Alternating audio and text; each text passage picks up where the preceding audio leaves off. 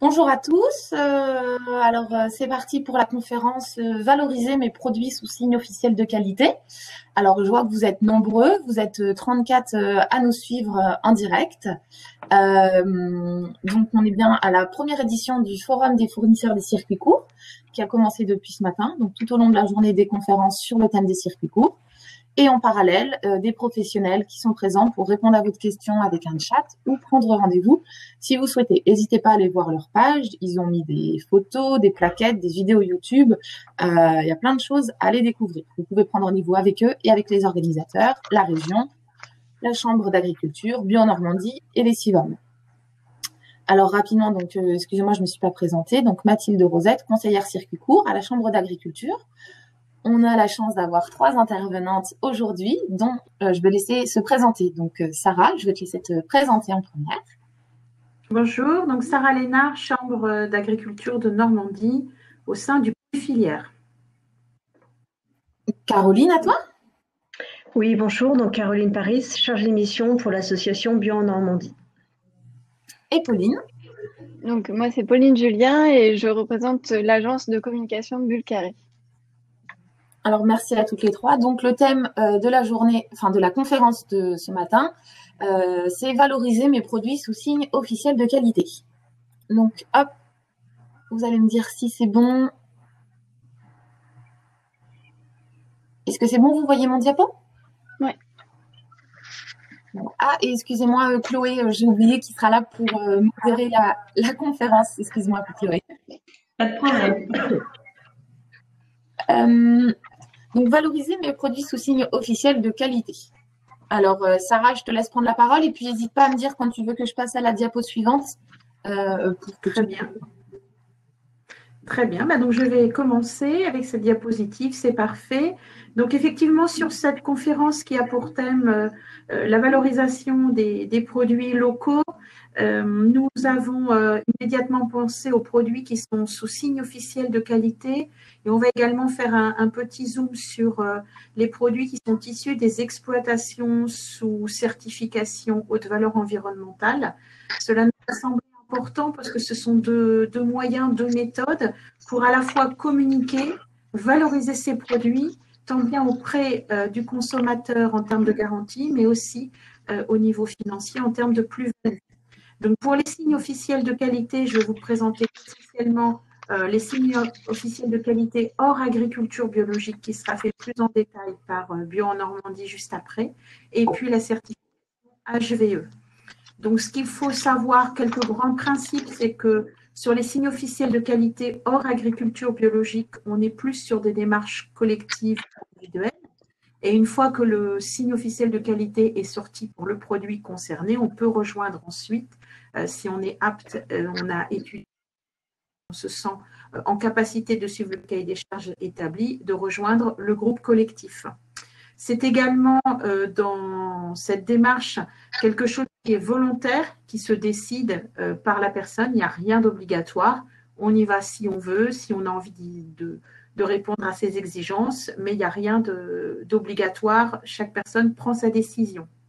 Le point commun entre tous ces signes officiels de qualité sont l'effet qu'ils reposent tous sur des conditions de production qui sont décrites dans un cahier des charges. Alors, on a autant de cahiers des charges qu'on a de signes officiels de qualité. On va voir ça tout à l'heure. Mais l'ensemble de ces cahiers des charges sont validés par l'État.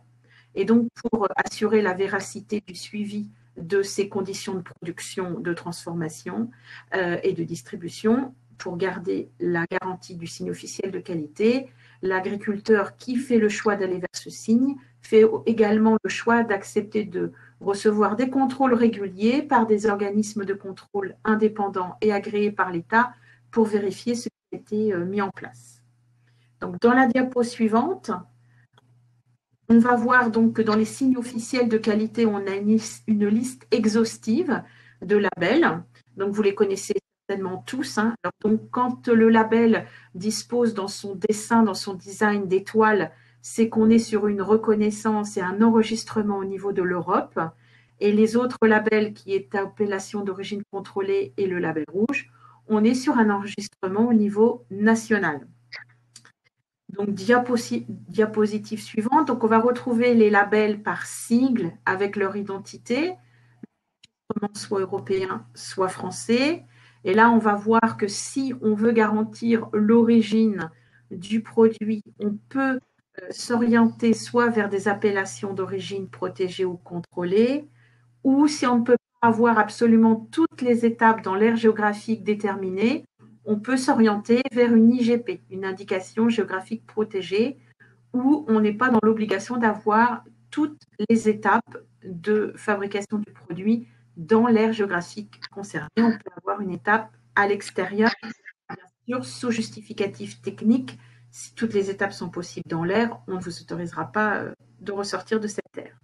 Ensuite, si on veut aller vers la préservation d'une recette, d'une spécialité, on peut aller vers une STG. Donc là, on est au niveau de l'Europe, au niveau de l'enregistrement.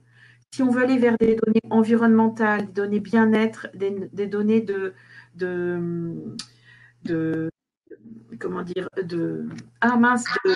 l'équilibre général environnemental entre la production et la préservation de l'environnement, on va vers l'agriculture biologique. On veut aller vers une notion de qualité supérieure par rapport aux mêmes produits standardisés, par exemple entre deux volailles ou deux viandes de porc, par exemple, on peut aller vers le label rouge qui a un cahier des charges qui garantit ce process. Donc, dans la diapositive suivante, en fonction des choix qu'on a faits, il y a des points communs qui sont à connaître. Donc, c'est le ministère de l'Agriculture et de l'Alimentation qui définit cette politique en matière des signes officiels de qualité et qui encadre les différents dispositifs. Par rapport aux consommateurs, c'est-à-dire la véracité de la réalisation du contenu du cahier des charges, mais aussi de retrouver les personnes qui feraient office d'eux, mais qui n'auraient pas suivi le concept, le ministère de l'Économie protège justement contre ces tromperies et lutte contre les fraudes. Et ensuite, pour le suivi de ces signes officiels de qualité, vous avez deux organismes. Vous avez l'Institut national de l'origine et de la qualité, donc l'INAO, qui dispose d'antennes dans le Grand Ouest chez nous, qui lui va instruire toutes les nouvelles demandes de SICO hors AB, qui va aussi superviser les contrôles de ces signes et qui va protéger également contre l'usurpation. Elle va le faire avec les associations qui vont de ces labels localement, à savoir les ODG, les organismes de défense et de gestion de ces labels. Et pour l'agriculture biologique, c'est l'agence bio qui a ce rôle de développement et de promotion et également de structuration avec les filières et est en lien avec toutes les structures qui sont sur chacun des territoires, comme par exemple BEN pour nous en Normandie. Diapositive suivante. Alors Sarah, je me permets de dire, il te reste quelques minutes pour finir la présentation de HVE avant qu'on passe au bio.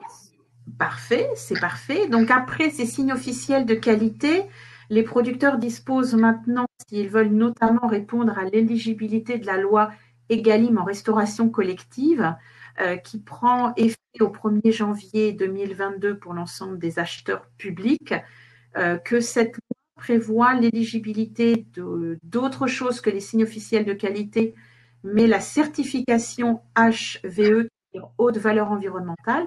Dans ce cas-là, ce n'est pas le produit qui est certifié, mais c'est l'exploitation. Et donc, ce sont des produits qui sortent de l'exploitation certifiée.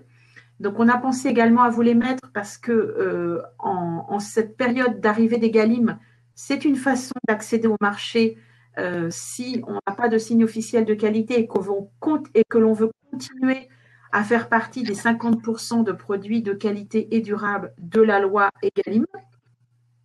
C'est également une reconnaissance en termes de pratiques environnementales puisque c'est l'objet de cette certification. Et cette certification permet aussi d'avoir quelques avantages réglementaires par rapport à la conditionnalité de la PAC. Diapositive suivante. Donc, si on est intéressé par cette certification, il faut juste savoir que c'est une certification qui se fait en étapes. Il y a 3 étapes au total si on les fait toutes. On commence tous par l'étape numéro 1 qui vous permet d'obtenir une certification environnementale de niveau 1 qui relève de la conditionnalité réglementaire de la PAC. Et ensuite, À l'issue de cette étape 1, une fois qu'on a fait son diagnostic, soit on est en mesure de passer directement à l'étape 3 et d'obtenir la certification HVE avec la possibilité de communiquer avec le logo. Il n'y a que lorsqu'on est dans la 3e étape qu'on peut communiquer avec les consommateurs ou de la restauration avec le logo. Et sinon, on passe par l'étape intermédiaire numéro 2 qui vous permet d'avoir une certification environnementale de niveau 2. Et sachez que pour la loi Egalim, il y a une ouverture jusqu'au 31 décembre 2029 pour les producteurs d'être éligibles à la loi Egalim avec une certification de niveau 2. Par contre, au 1er janvier 2030, vous devrez être en certification, c'est-à-dire avoir atteint l'étape numéro 3. Donc voilà, ça vous permet d'avoir du temps pour vous mettre en conformité par rapport à cette certification, tout en continuant à pouvoir commercialiser dans le cadre de la loi Egalim vers la restauration collective, si vous avez besoin de temps pour aménager les conditions et trouver les moyens pour arriver à la dernière étape d'HVE. Voilà, je pense que j'ai terminé. C'est bien, merci. Merci beaucoup, Sarah, pour cette présentation. Donc, des signes officiels de qualité et de HVE qui rentrent dans les produits de qualité et durable pour la loi Egalim. Maintenant, on va passer à la définition de l'agriculture biologique. Donc, peut-être vous connaissez tous. Donc, Caroline va nous détailler un petit peu ça et donc l'intérêt d'être certifié pour valoriser ces produits auprès des consommateurs.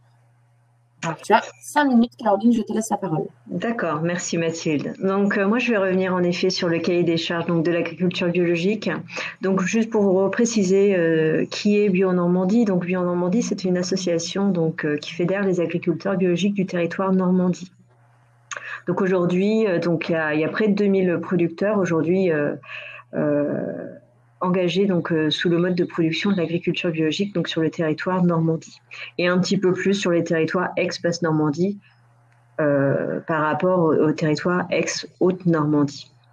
Donc, qu'est-ce que le cahier des charges bio? Donc, déjà, tout opérateur certifié en agriculture biologique a des règles à respecter, que l'on soit producteur, transformateur ou distributeur. Et aujourd'hui, l'agriculture biologique, on peut dire que c'est le mode de production agricole le plus contrôlé de France, parmi notamment tous les signes officiels de qualité. Mathilde, je vais te laisser te revenir à la diapo suivante, s'il te plaît. Alors, moi, j'ai pas imprimé mes documents, voilà, je vais juste aller au rythme de la diffusion des diapos. Donc le règlement bio, qu'est-ce que c'est? Donc tout producteur, dans un premier temps, et même transformateur et distributeur sont soumis à un cahier des charges, qui encadre la production biologique jusqu'à l'étiquetage et jusqu'à la commercialisation au consommateur final. Donc ce cahier des charges, il définit les principes de l'agriculture biologique et les pratiques, qu'on soit producteur, transformateur ou distributeur. Et tous ces opérateurs sont contrôlés par un organisme certificateur. Ils sont contrôlés annuellement, et voire contrôle inopiné s'il y a suspicion sur un éventuel opérateur. Ce cahier des charges aujourd'hui s'applique sur tous les pays membres de l'Union européenne, qu'on soit en France, en Espagne, en Italie, en Autriche. Tous ces pays membres sont soumis au même cahier des charges. Et aujourd'hui, un produit certifié en agriculture biologique, on peut le reconnaître notamment au logo que vous avez sous les yeux, qui est le logo Eurofeuille. Et tous les produits certifiés provenant de l'Union européenne ont sur leurs produits ce logo qui aujourd'hui est obligatoire depuis le 1er janvier 2009. Diapo suivante. Le logo, aujourd'hui, c'est ce que on retrouve le logo européen qui est obligatoire sur les produits français. On retrouve assez souvent, notamment les producteurs l'utilisent beaucoup, le logo certifié AB sur les produits, notamment qui garantit l'origine française de ce produit et le fait qu'il a été produit ou transformé en France. Logo qui ne doit pas être confondu avec le logo AB, qui est une marque plutôt de promotion, communication qu'on utilise plutôt sur les outils de communication. Maintenant, je vais revenir plutôt sur le cahier des charges propre à la production. Je vais te laisser voilà. Donc, je me suis plutôt appuyée sur la présentation donc du cahier des charges de la production végétale et après, dans un second temps, sur la production animale et plutôt sur l'alimentation, comment on nourrit donc les animaux en agriculture biologique. Donc déjà, dans un premier temps, sur la production végétale, donc là, pour que ce soit assez concis et je ne vous perds pas au niveau du cahier des charges, voilà, je vous ai fait un résumé de ce qui est autorisé ou non en agriculture biologique. Donc, je vais reprendre point par point. Donc, dans un premier temps, ce qui est interdit en agriculture biologique, donc c'est bien entendu les produits, donc les produits phytosanitaires de synthèse, donc les produits chimiques. Pareil, les engrais chimiques de synthèse, donc issus de matières minérales, c'est aussi interdit en agriculture biologique. Les plantes OGM sont interdites aussi en agriculture, les plantes et les semences, donc OGM, sont aussi interdites en agriculture biologique. L'interdiction d'épandre des effluents issus d'élevage bio sur des terres donc conventionnelles, tout simplement parce qu'on estime qu'on n'a pas suffisamment donc de matière organique donc au sein des élevages biologiques. Donc autant les garder et les valoriser sur des fermes certifiées en agriculture biologique. C'est aussi donc interdit donc la mixité de culture bio et non bio, donc, et notamment sur des variétés qui sont non distinguables à l'œil nu. Donc, c'est interdit sur une même ferme. Toutefois, c'est autorisé si on est sur deux ateliers totalement différents. Un verger bio peut être donc accepté si et à côté avoir un atelier blé conventionnel. Ça peut être tout à fait autorisé puisque donc c'est facile de reconnaître une pomme donc d'un grain de blé. Par contre, en production végétale, ce qui est obligatoire et ce qui est recommandé, donc les produits phytosanitaires donc et engrais autorisés donc en agriculture biologique, donc les matières organiques donc issues des élevages donc, en agriculture biologique. Donc plutôt des matières organiques, des effluents compostés en priorité. Les apports donc d'azote sont limités à 168 unités donc par an et par hectare.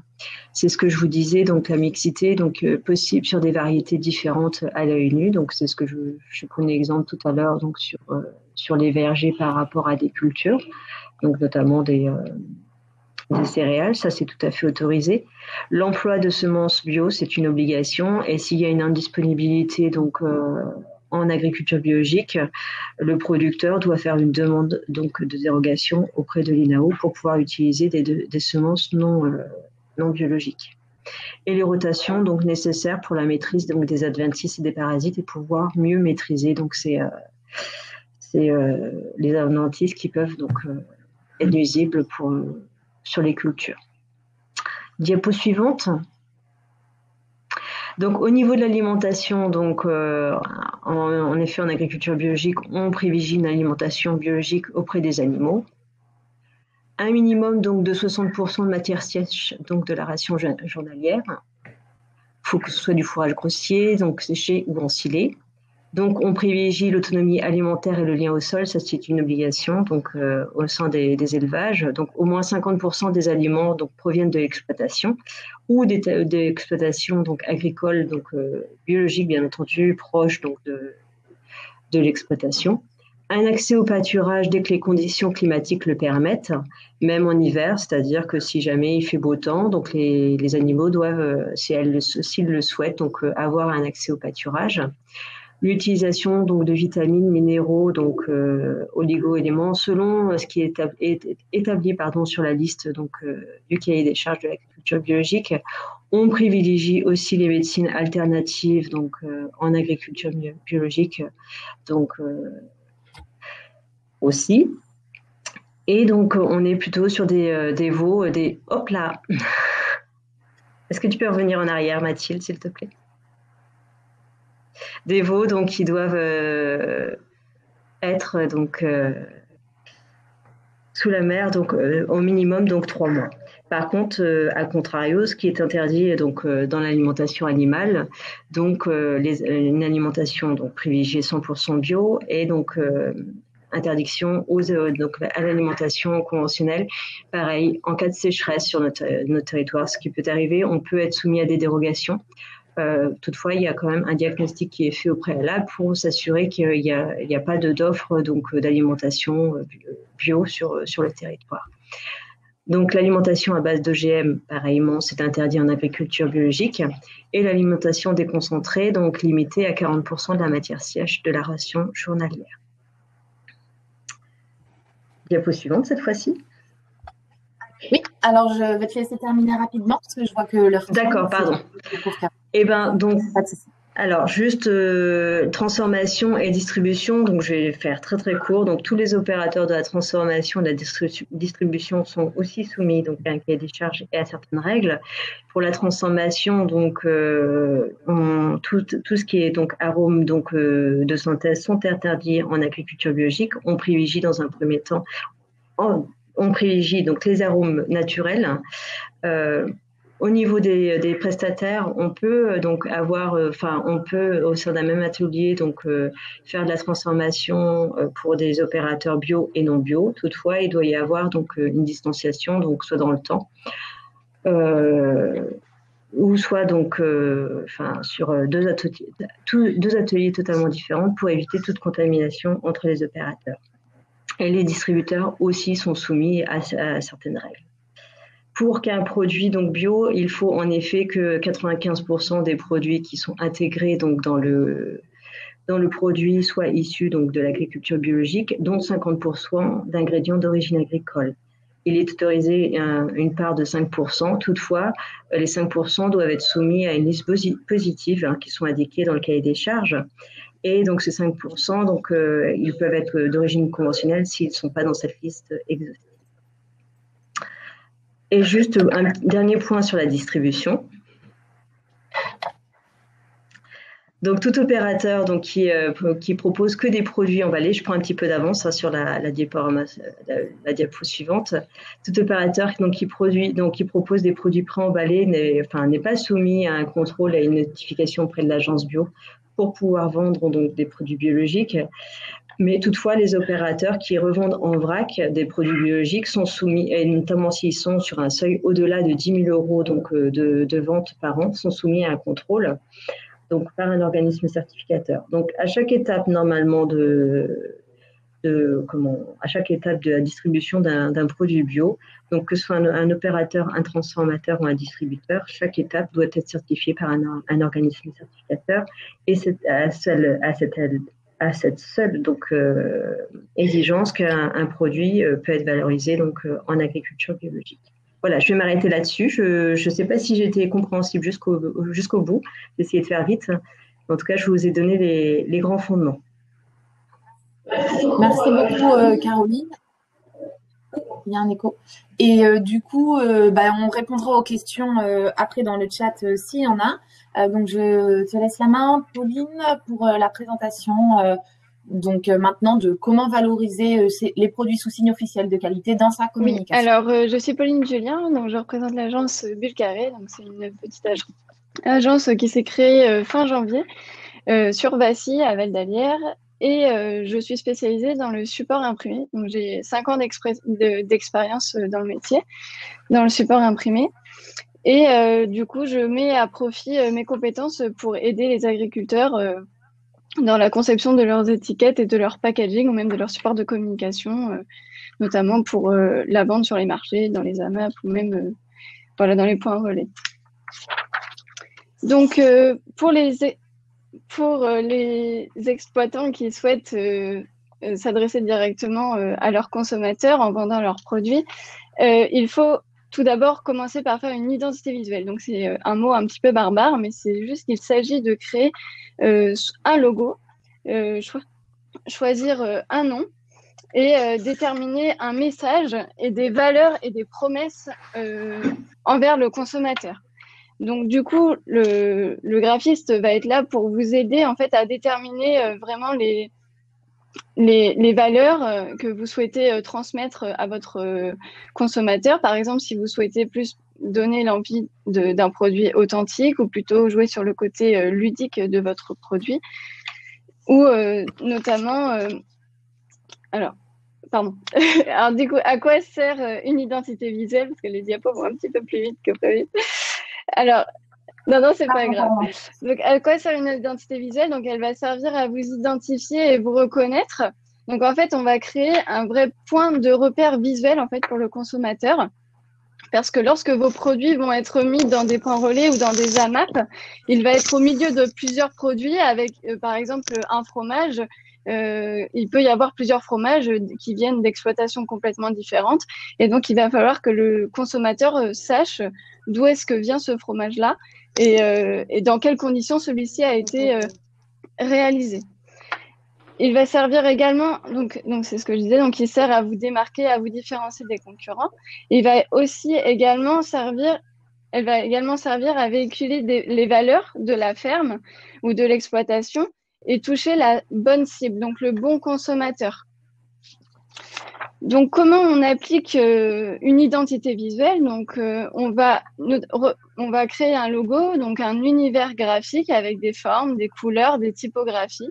Et il va toujours falloir harmoniser et de façon cohérente sur l'ensemble de vos supports cette identité visuelle, de façon à ce que vous soyez le plus reconnaissable possible et que vous ayez un impact fort face aux consommateurs.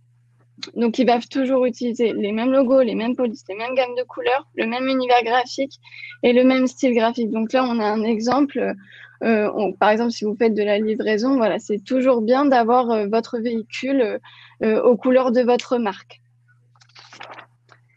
Donc, quel support de communication on va pouvoir travailler par la suite? Comme je suis spécialisée dans le support imprimé, on va pouvoir travailler sur des cartes de visite, sur des flyers ou des affiches. Si vous êtes présent sur les marchés, c'est toujours bien de laisser un support papier sur lequel les personnes vont pouvoir garder et ramener à la maison. Vous pouvez toujours avoir des kakémonos, vous pouvez avoir des panneaux, des stop trottoirs si par exemple vous voulez mettre en avant un produit sur un marché. Mais il y a aussi tout le côté packaging et emballage qui est très important puisque c'est la communication qui va être directement apposée sur votre produit.